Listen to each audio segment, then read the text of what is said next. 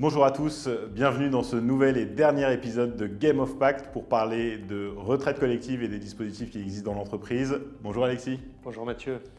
N'hésitez pas à nous poser comme d'habitude toutes vos questions dans le petit module à gauche de votre écran. On y répondra comme d'habitude via le post du blog partageduprofit.com.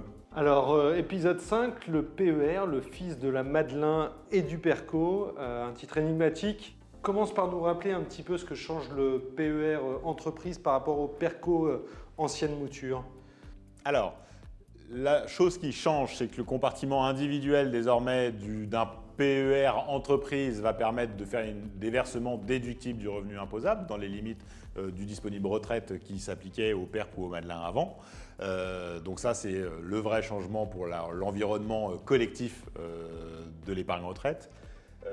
Et ce versement déductible pourra bénéficier de l'abondement. Donc j'aurai à la fois la déductibilité et un abondement ? Absolument, on pourra bénéficier pour son versement déductible de l'abondement de l'employeur. Et comme pour un versement qui ne serait pas déductible parce qu'on ne serait pas fiscalisé, on pourra continuer de bénéficier d'un abondement de l'employeur. Donc on a en quelque sorte un double avantage, économie d'impôt sur notre versement personnel et abondement de l'employeur sans charge et sans impôt. D'accord, donc là tu évoques effectivement le fonctionnement de ce nouveau PER entreprise pour un salarié, voire pour un TNS qui aurait le droit d'en bénéficier.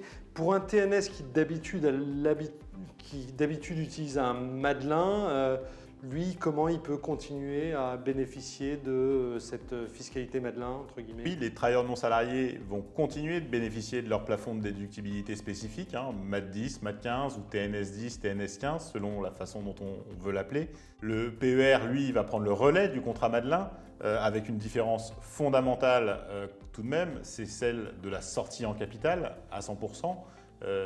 Et de la sortie en capital, y compris pour acheter sa résidence principale, ce qui fait une différence assez nette par rapport à l'ancien dispositif Madelin qui ne sortait qu'en rente. Et si on doit relever une dernière différence, c'est celle de la fin de l'obligation annuelle de cotisation qui obligeait un détenteur de contrat Madelin à une cotisation minimale annuelle. Cette obligation n'existe plus avec le PER et par conséquent, la limitation du versement ponctuel à 15 fois l'engagement de cotisation annuelle n'existe plus non plus. Donc voilà, c'est un PER qui est beaucoup plus simple, beaucoup plus souple, qui va être disponible désormais dans un périn pour un travailleur non salarié. D'accord. Et qu'en est-il du coup avec cette sortie en capital de l'efficacité d'un versement sur un périn d'une cotisation Madelin ? On s'est intéressé effectivement à refaire le calcul de l'efficacité fiscale de ce dispositif Madelin. Donc si on part d'un budget entreprise de 1 000 € et qu'on enlève les charges qui s'appliquent sur les cotisations du travailleur non salarié, CSG, CRDS, charges sociales, on aboutit à une cotisation, à un versement du TNS de 701 €. Celle-ci, à la sortie du PER, subira un impôt sur le revenu de 98 €, ce qui conduira à une prestation nette de 603 €. On rappelle au passage quand même que les cotisations Madelin, elles sont traitées comme une rémunération, donc elles subissent les charges sociales. Dans notre exemple, c'est environ 30% et on applique aussi bien sûr la CSG-CRDS à 9,7%. Et pour l'impôt à la sortie, on s'est basé sur une fiscalité, une tranche marginale d'imposition à 14%. Alors, du coup, si je comprends bien, l'utilisation du périn par un travailleur non salarié, c'est 1 000 € de coût entreprise qui génère un versement d'une épargne brute de 701 € sur ce compartiment individuel. Et avec la fiscalité de ce compartiment à la sortie, donc c'est 603 € de prestation nette, donc 60% d'efficacité. Est-ce qu'on peut aller plus loin par rapport à tout ça ? Ce qui change, c'est que le PER d'entreprise, il va pouvoir accueillir la cotisation du TNS dans son compartiment 1 et tout en offrant bien sûr le même avantage fiscal que celui du périn. Mais en plus de ça, le PER d'entreprise, il va permettre de bénéficier d'un abondement de l'entreprise sur cette cotisation qui a alimenté le compartiment 1. Si on reprend nos calculs, pour un même budget entreprise de 1 000 €, on va décider cette fois-ci de limiter notre cotisation au TNS à 1/3 du budget et le reste va constituer notre enveloppe pour l'abondement de l'employeur dans le PER d'entreprise, 678 €. La cotisation du travailleur non salarié va continuer de subir des cotisations sociales, des charges sociales dans les mêmes proportions, 28 € et 68 € pour les 322 € de cotisation, ce qui aboutira à un versement net du travailleur non salarié de 226 €.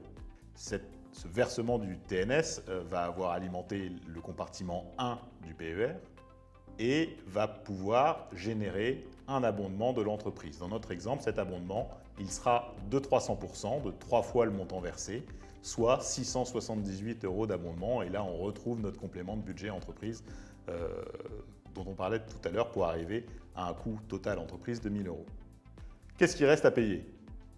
À l'entrée, l'abondement de l'entreprise subit uniquement CSG, CRDS. On rappelle que, contrairement à la cotisation du TNS, l'abondement, lui, est complètement exonéré de forfait social et de charges salariales et patronales. Seule la CSG, CRDS s'applique. À la sortie, la cotisation du TNS, elle, va payer l'impôt sur le revenu à hauteur de 32%, puisque dans notre hypothèse, on est sur un taux marginal d'imposition de 14%.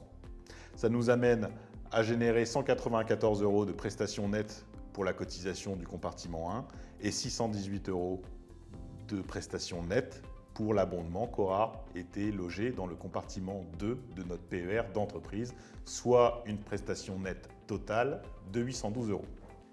Ce qui aboutit à une efficacité fiscale de 81%, soit plus de 20 points supplémentaires par rapport à notre scénario Perrin de tout à l'heure.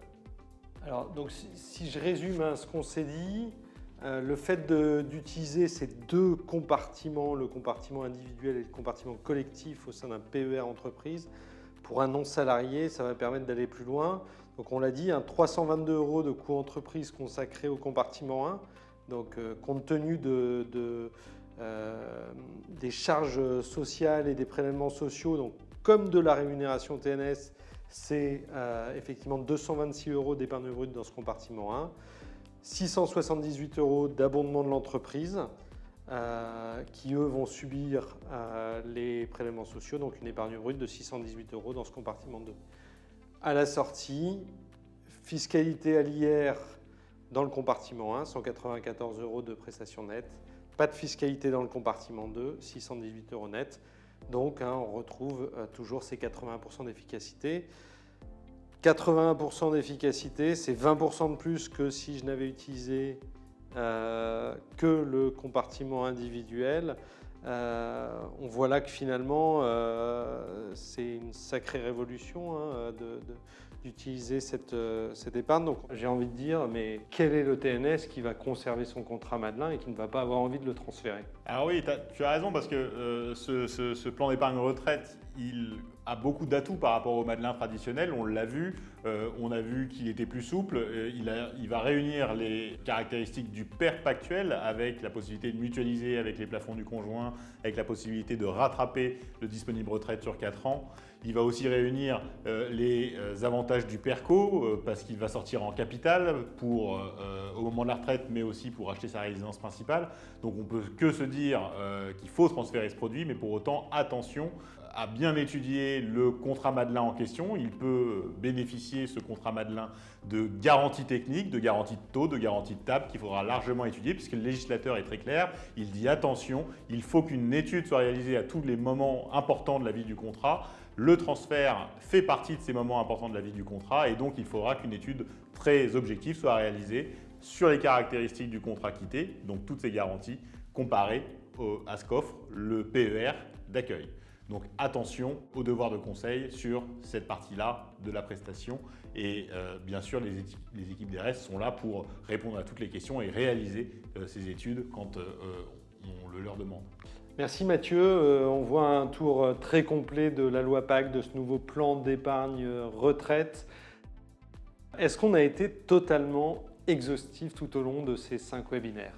Alors, il y a forcément plein de détails qu'on n'a pas abordés et qui vont venir au fur et à mesure des semaines. En tout cas, au travers de ces 5 épisodes, on voulait vous présenter les grands principes de ce nouveau plan d'épargne retraite, ce qui faisait la différence avec l'ancien monde, ce qui faisait la différence dans le panorama des produits d'épargne. Il nous semble que c'est assez clair que ce plan d'épargne retraite va au-devant d'un bel avenir et on est très content d'avoir pu vous présenter ça.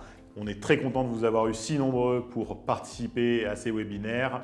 On vous remercie et on vous invite à répondre au questionnaire qui va s'afficher au sortir de cet épisode.